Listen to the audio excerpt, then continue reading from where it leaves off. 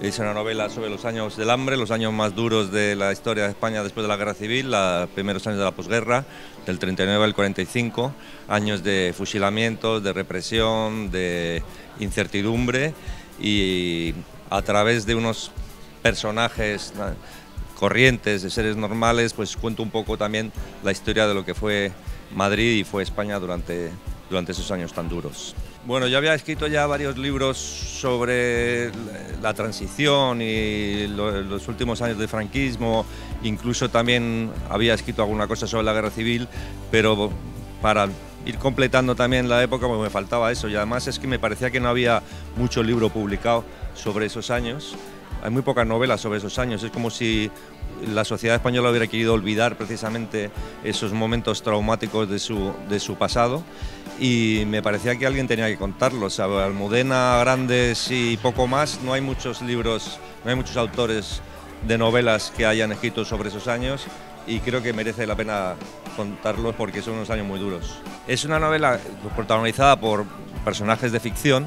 pero como en las novelas realistas del 19, en las que de repente aparecía Napoleón, ¿no? Pues del mismo modo yo quería también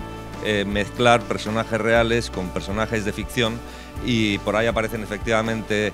pues algunos de los enviados por el Partido Comunista para organizar la resistencia en el interior, que tienen todos ellos un final trágico, y también personajes del régimen, algunos de los cuales no tardan en enemistarse con el régimen, entre ellos Dionisio Ridruejo, que tiene una trayectoria bastante peculiar y bastante interesante. Sobre todo del trabajo que han hecho los historiadores antes y los libros de memorias, también hemerotecas, pero lo que hay poco es precisamente, ya no queda gente que tenga una memoria de aquella época, y los testimonios orales escasean ahora, pero también escaseaban en el pasado, porque creo que la gente prefería no hablar de aquellos años. Eran años tan duros y tan envilecedores que mucha gente prefirió olvidarlos. Bueno, no, es la novela más trabajada porque es la más larga, pero ya tengo tantas novelas que ya no sabría elegir entre ellas. Pero es también la novela que desde el punto de vista técnico pues es más elaborada, porque tiene más protagonistas y son más hilos narrativos que se juntan, son muchos personajes, y era para mí como un gran juguete, ¿no? Porque tenía ahí 30 y tantos personajes, 30 y tantas vidas que tenía que combinar para ver qué salía de ahí, ¿no? Y mi idea era hacer sobre todo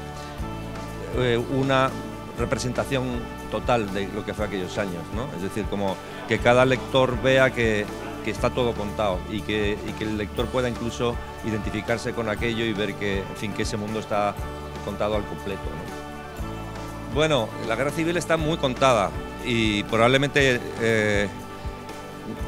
ya no quede mucho por contar, ¿no? Pero de la primera posguerra hay muy poca cosa escrita, y estaría bien que, en fin, que los novelistas también quisieran contar esa época, que fue una época muy violenta, porque había muchas armas, porque había muchos fusilamientos, porque había pues muchas delaciones, porque había mucha gente en las cárceles, porque había todavía muchas represalias, y quiero pensar que, en fin, que es un tema interesante para el novelista, porque el novelista lo que busca es precisamente tiempos conflictivos y momentos violentos, ¿no? Madrid, al mismo tiempo que representa a toda España, tiene también sus características especiales, ¿no? Probablemente muchas de las historias que cuento sobre ese Madrid no podría contarlas desde otra ciudad, es decir, el Partido Comunista no manda a otras ciudades a sus líderes a reorganizar el partido. Las cosas que pasan dentro del gobierno, las conspiraciones internas y los intríngulis de las luchas de poder solamente tienen lugar en Madrid. Difícilmente podría contar una historia parecida ambientada en una ciudad que no fuera Madrid. Bueno, estoy dibujando una parte del siglo XX, es decir, mis novelas ambientadas en tiempos más recientes acaban justo en los años a finales de los 90, y lo más antiguo que he escrito pues tiene que ver con la guerra, y un poquito antes, tal vez un poquito antes, ¿no? Es decir, que en realidad sí que me estoy centrando en un periodo muy largo del siglo XX, que son esos 60 años, y que es la época en la que me muevo bien, me siento más a gusto contando historias de aquellos años que de estos, que son más prósperos y más confortables, pero también más aburridos.